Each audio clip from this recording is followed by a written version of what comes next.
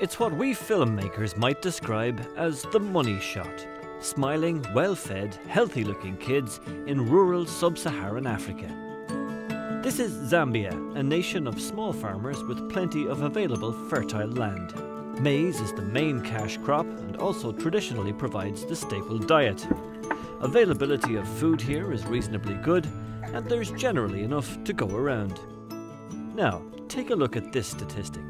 45% of preschool children in Zambia are chronically malnourished.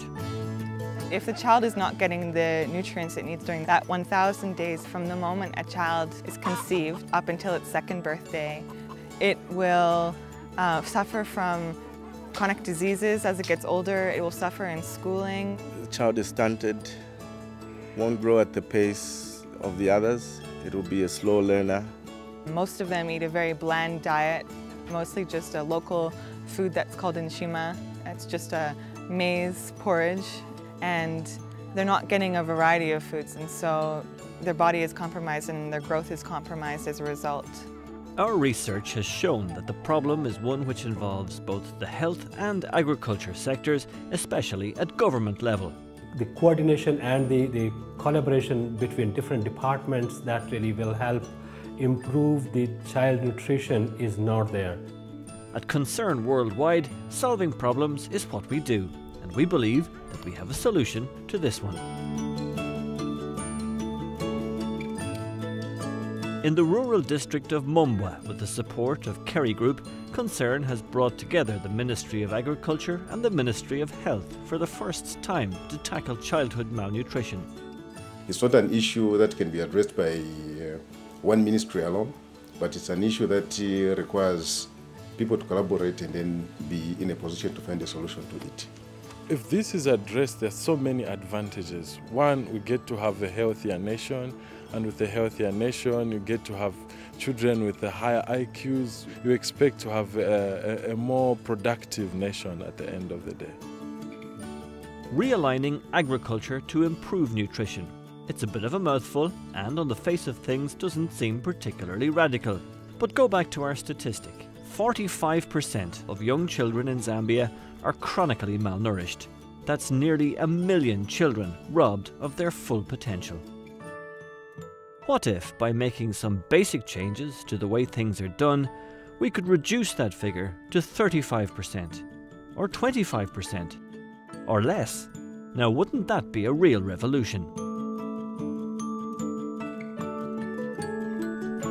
The RAIN project is quite simply about finding solutions that work and then putting them together to make them work better. Extension officers from the Department of Agriculture, in coordination with nutrition experts from the Department of Health, are advising women on the best crops and small animal husbandry techniques to use in providing a nutritious diet for their families. Women like Enid have been recruited as model farmers to demonstrate to their neighbours how to go about planting and maintaining a homestead garden. And those neighbours, people like Mambo, have begun to follow that example. She's grown some groundnuts, and among the groundnuts you can see a few pumpkins. Pumpkins are basically both for the fruit and the leaves. And if you move on to this way, you see she's got some cowpeas, which she's harvesting right now.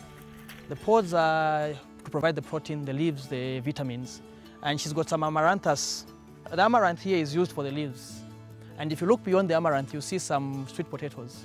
The sweet potatoes are for energy, carbohydrates, and the micronutrients. She has also gone further and introduced some cassava. Meanwhile, community health volunteers have been trained to counsel mothers and mothers-to-be on the best nutrition practices for themselves and their babies. One important aspect of this is breastfeeding. People should know that colostrum is the best milk a baby can ever have just after birth. And the second one, when the child is 0 to 6 months, that child needs exclusive breastfeeding.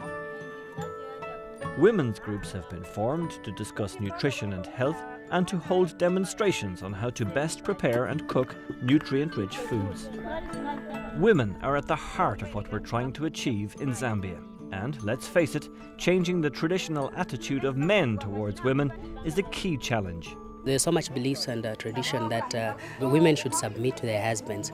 Now we are encouraging two people to work together in a household, two people trying to work towards changing the nutritional status of a household. Enid explains that the local men are now starting to understand the benefits of setting aside land for homestead gardens. With the backing of Kerry Group, we've given ourselves 5 years to bring the RAIN project to fruition, to a point where it's self-sustaining. Concern worldwide, it won't be here in the long run, nor shouldn't. The government will be here, and so we're working through government structures and local traditional structures in the communities to build up the capacity of local government and community members so that they are the ones teaching and supporting and counseling community members to improve their health and nutrition. Even the partner NGOs we have involved currently, we are every year phasing out their staff. You know, the means at the end there will be no NGO support, and we are thinking last year will be almost only the government. All the ministries are on board, the health, the agriculture, and they're closely watching the RAIN project to see the benefits that will come out of this, because it's pioneering work.